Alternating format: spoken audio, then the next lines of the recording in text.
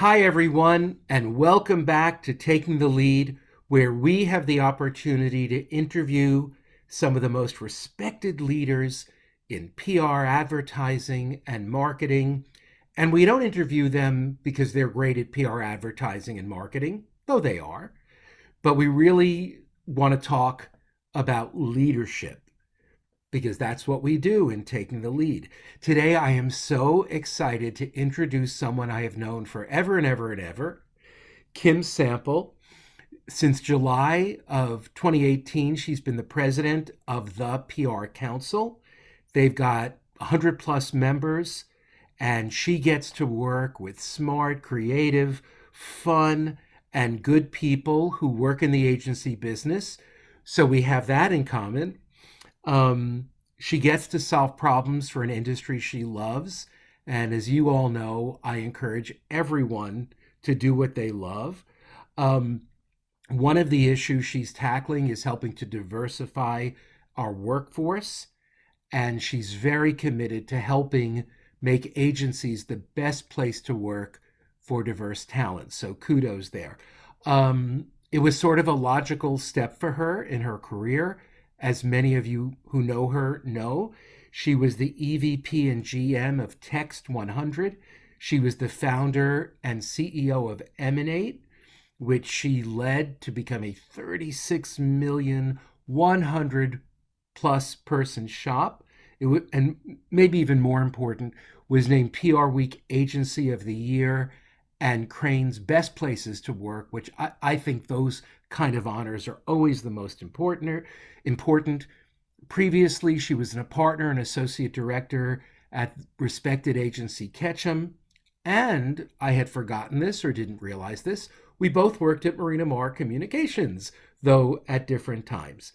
I want to share that she is a volunteer with Hudson County CASA, the court appointed special advocate, there in almost every state.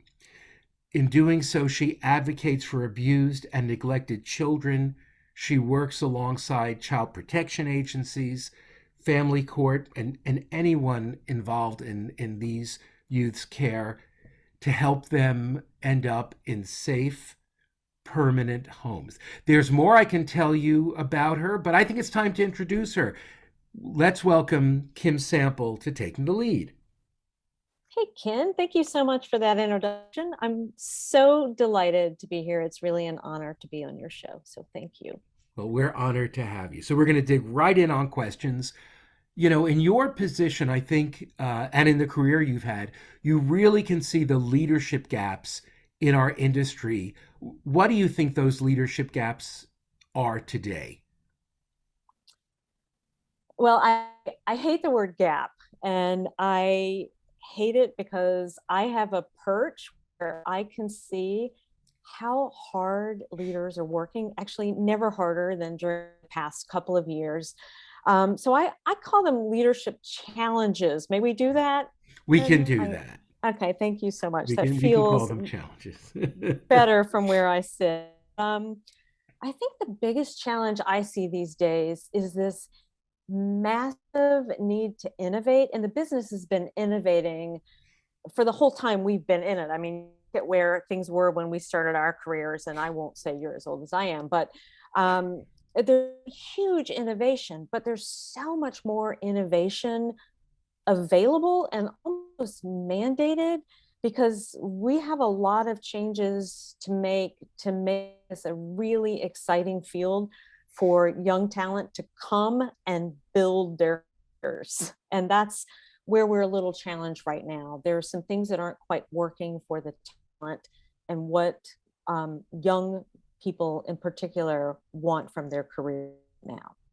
So I think that ability to innovate when you're in a super busy client service environment is the biggest challenge I see.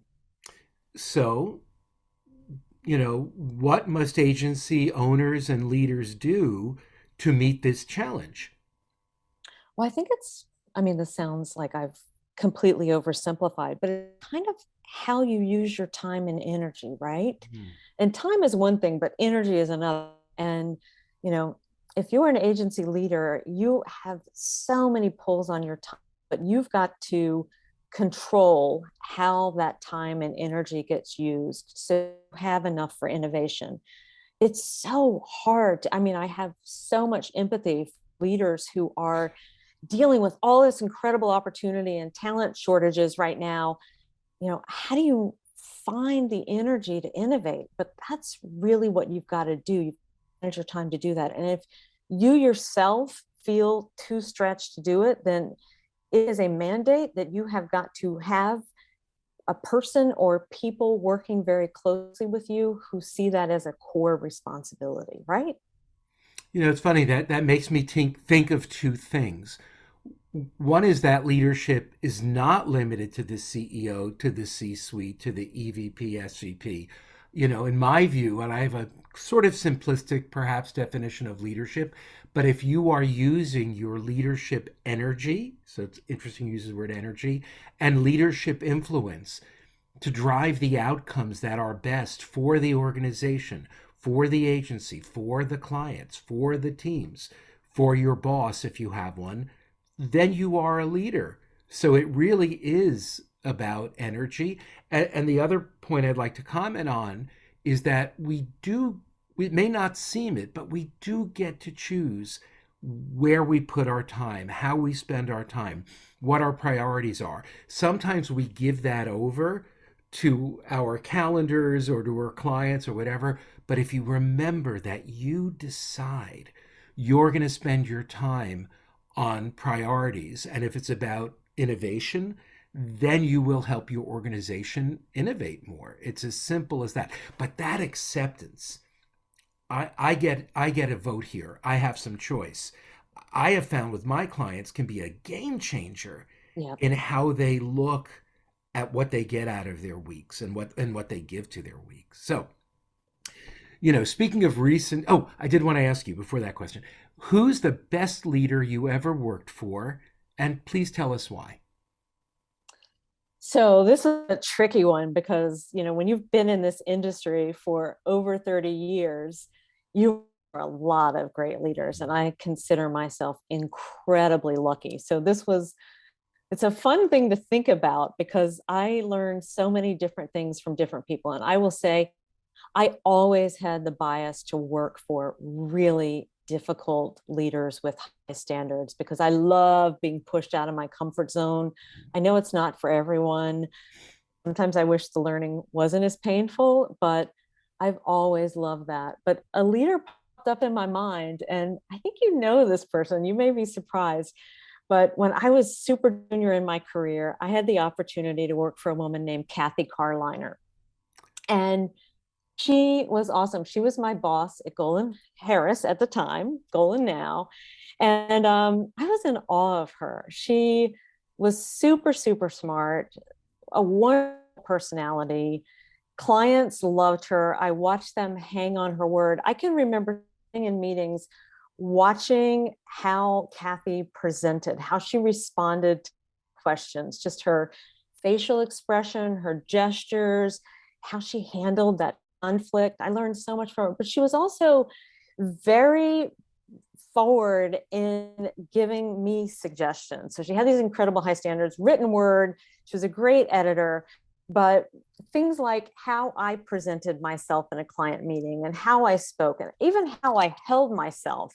She gave a lot of feedback on that. So I'd say she really shaped my early career in a very positive way. So hopefully Kathy hears this, and thank you very much, Kathy Carliner.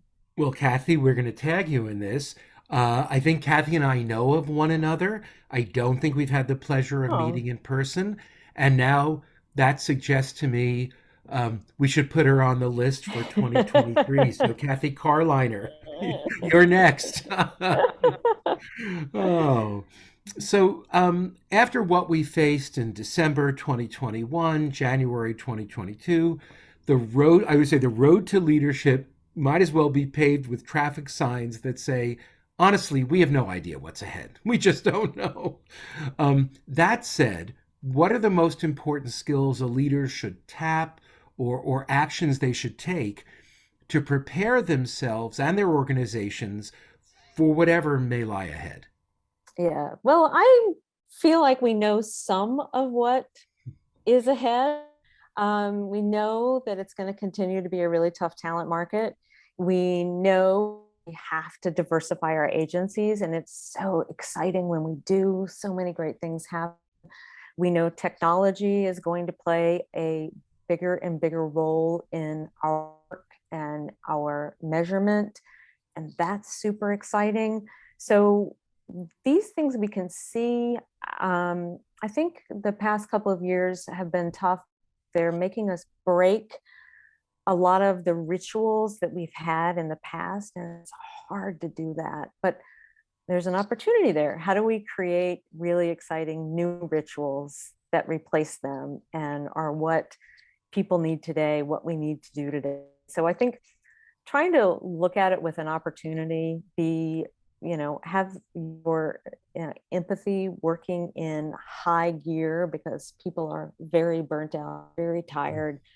But there is a lot to look forward to. And again, that innovation is so important. So to have your eye on that, or have someone on your team or many someone's really focused on that and entrusted to make it happen, not just present it, but go execute. Let's bring that into our agencies. It's interesting. Twice in our few minutes, you've mentioned having someone else on the team do it. And I think that reminds us all that as a leader, we don't have to do it all. We have people on our teams who do certain things that either we'll never get to. Let's give it to them. Maybe they'll do it better than we can do it. Why go it alone? So I think that's an interesting reference. The question this all leads to for me is, so what's your ritual? What's your ritual to either help you lead at the PR Council, or what's your ritual for every day to help us get us through these times? Well, it's funny because in my role, we operate without a lot of feedback. And I want to think it's because we're doing all the right things, but I know that isn't true. We have a lot of different sized agencies with different purposes to satisfy. So we're not going to always get it right. So I think that the lack of feedback is, leaders are so busy. So when you're operating with a lack of feedback, you have to think a lot more and question a lot more. So I really try to constantly step back. What's happening in the industry, conversations with people, read our trades, so important. Pay attention to social media. What is happening? What are people saying? Fishbowl, Glassdoor. What is the feedback out there? What are the problems in our agencies that we need to solve? And then how can the PR Council help? And that's exciting. I mean, I'm such a nerd about this business. I mean, I seriously woke up, or have woken up almost every day of my career, like excited about what I was going to do. What is the problem we can solve? How do we make a difference? And I mean, I think that's the testament to a really gratifying career. If you're excited almost every single day, and you're not going to be on every day. My dad used to say, there's a reason they call it work. Whenever I complained to him, like, you got it. It's not, puppies and roses every single day, but to know that you can do things large and small that make it easier for somebody else. And, leaders are my clients. So I've got to give them good client service, make their lives a little bit easier, teach them something, show them something they may not have thought of. And then that's really gratifying and fun. So here's an unexpected question. Is your work at the PR Council as or more gratifying than your career in the agency business? Oh, it's a tough one. Good. We throw a few of those in. The thing about the agency business is, oh my gosh, you're surrounded by all of these amazing young talents with all of these ideas for what the world should look like, what the agency should look like. It's so exhilarating. And we have a great, small but mighty team. And I love working with them. I love what every one of them brings. There's just something about, like, I miss being in an agency where you like totally pull off something that everyone thought was impossible on almost a daily basis. And I guess we do a lot of that. I think my team would say I come up with ideas that are virtually impossible, and then we figure out how to do it. It just felt like there was more in an agency, and I guess I miss more. Though I look back over the past 2 years and some of the challenges agents faced, and I'm like, you're a very lucky person, Kim Sample, to be sitting where you are. So it's a mixed bag. And let me give you a tip of the hat. Anybody who's experienced my leadership courses knows that I have your photo up and a quote, and I hope I get it right. It's something like, a vision with ambitious goals galvanizes your teams. And when you get people to do something they didn't know they could do, then you know you're a leader. And that's something you shared with me 10 years ago. I don't know, for an article I worked on or an article I wrote. And it's just so still true today. I think that's just timeless, great leadership counsel. And I think it's a great place to end our discussion today. So thank you for that. Those quotes are the gift that keep on giving, and we're sharing it with leaders and future leaders. So you've got the legacy there. So it was great to catch up with you. I really Awesome. appreciate it. Thank you so much. I really enjoyed this, Kim. Thank Me you. too. Thanks.